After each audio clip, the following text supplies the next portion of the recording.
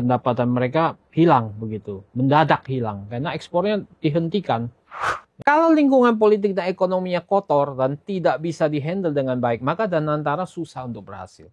Susah kita nih ngelawan Amerika ini dengan sekarang kita sok berani jor-joran mengatakan saya lawan kan juga habis juga kita.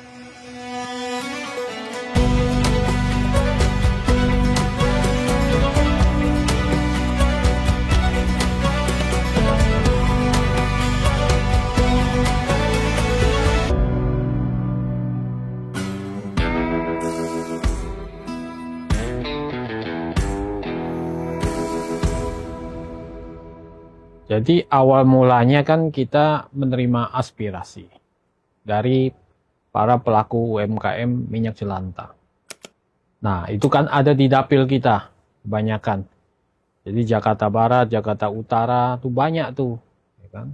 Mereka menyampaikan keluhan bahwa pendapatan mereka turun.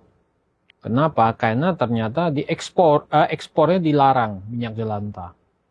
Selama ini mereka mendapatkan penghasilan yang bagus, yang mungkin bisa menghidupi kehidupan mereka. Nah ternyata sekarang mereka kehilangan mata pencaharian. Kemudian kita melakukan penelitian, kita suarakan karena berhubungan dengan jeritan rakyat kecil. Jeritan rakyat kecil di mana selama ini ada pendapatan, akhirnya akibatnya pendapatan mereka hilang begitu, mendadak hilang karena ekspornya dihentikan. Ya. Hal kedua adalah ini menjadi menarik kenapa? Karena sebetulnya kan minyak jelantah ini kan bekas masak minyak goreng kan. Jadi orang ibu-ibu masak di rumah, restoran masak di rumah, itu ditampung sama mereka. Yang jumlahnya cukup banyak, jutaan ternyata kan. Di Jakarta aja jutaan tuh. Ya. Nah, ini ternyata selama belum ada pengumpulan minyak jelantah ini, minyak-minyak itu habis dimasak, nggak dipakai lagi, dibuang ke got-got, ya, ke tanah, bahkan sembarangan dibuang. Nah ini kan merusak lingkungan.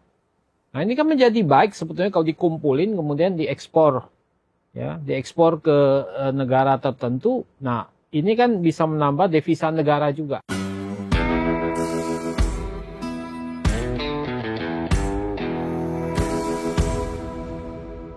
Jadi kalau kemarin kita hanya bertemu dengan masyarakat dan asosiasi dan mendampingi waktu konferensi pers, dimuat juga beberapa stasiun TV, dengan asosiasi itu kita terus dialog. Dan kemudian saya sampaikan lagi dalam rapat kerja dengan Kementerian Perdagangan kan, kenapa ini belum direalisasi, ya kan? Apa sebabnya belum direalisasi pencabutan ekspor minyak jelantah ini? Nah, kita intens. Kenapa? Karena ternyata banyak juga yang DM di IG saya kan, mana pembelanya. Bahkan mereka pikir apa ya, kita ini hanya sesaat aja gitu. Nah, kemudian datang rapat kerja dengan Menteri Perdagangan, saya suarakan lagi. Kemarin saya press conference bareng, expose hasil pengawasan barang-barang ilegal. Saya ngomong lagi dengan Pak Menteri Perdagangan, tolong ini dicepatin. Dan mereka berjanji akan mempelajari lebih dalam, dan ternyata itu harus diselesaikan di Lakortas, dan leading sektor itu Menko Pangan ternyata, bukan di tangan Menteri Perdagangan ini. Nah ini yang akan kita kejar terus selaku Komisi 6 yang melakukan fungsi pengawasan, menangkap aspirasi rakyat.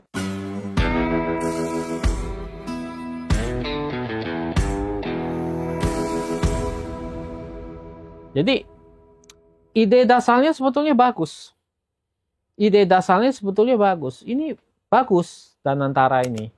Ya. Kenapa? Karena memang kita butuhkan saat ini. Di mana dalam undang-undang ini banyak perubahan dari yang dulunya government business rule menjadi business judgment rule gitu. Government judgment rule menjadi business judgment rule. Artinya apa? Dulu BUMN tuh kurang bisa berkembang. Kenapa? Karena terjebak oleh banyak undang-undang yang mengikat. Ada sekitar 18 undang-undang mengikat BUMN sehingga dia nggak bisa bergerak lincah. Sebetulnya ide awalnya itu, makanya harus dibuka ikatan-ikatannya supaya dia bisa bergerak lincah. Tentu harus disertai pengawasan. Ya, taruh ada undang-undang keuangan negara, undang-undang perbendaan negara. Banyak sekali yang mengikat sehingga dia nggak bisa berkembang. Sehingga kalau ada tiba-tiba BUMN yang sakit, nolongnya itu lama.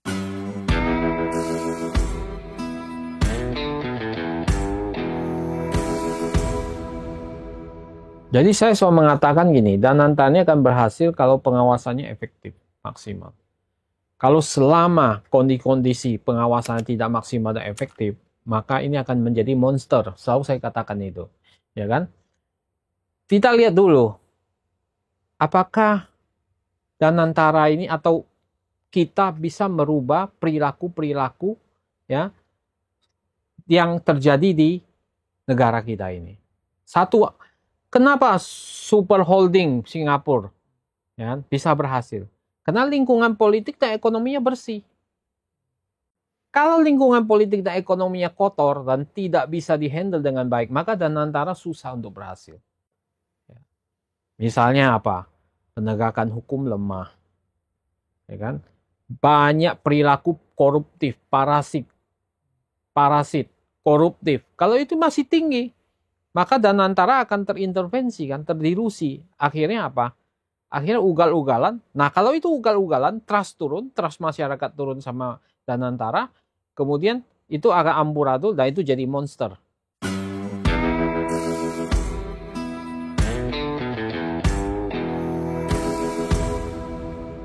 Ya, karena kita memang kan pilihannya memang antara negosiasi atau retaliasi. Kalau retaliasi kan susah kita nih ngelawan Amerika ini. Dengan sekarang kita sok berani jor-joran mengatakan saya lawan kan juga habis juga kita. Ini menyangkut nasib buruh, nasib tenaga kerja bangsa Indonesia, negara kita yang memang banyak akan berguguran, banyak PHK kalau itu terjadi begitu. Kira-kira begitu.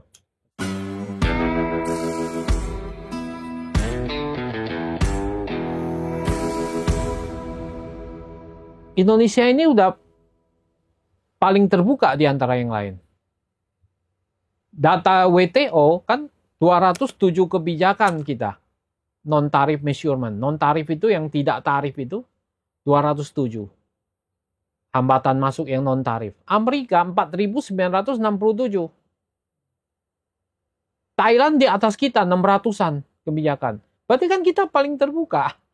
Nah, kalau dibuka, apalagi mau dibuka? Apa celana semua ini mau dibuka semua? Kan tidak boleh. Kepentingan nasional juga harus kita lindungi kan. Maunya negara lain seperti Amerika kan kita buka semua. Tapi kita ingatkan pada Menteri Perdagangan. Apalagi yang mau dibuka? Orang kebijakan kita udah banyak terbuka. Ya kan? Nah, tapi hal-hal tertentu bisa saja dilakukan. Tapi sejauh tidak mengganggu kepentingan nasional. Ya, keadilan buat bangsa kita begitu. Nah, ini yang harus dicermati, dikritisai kepada Kementerian Perdagangan.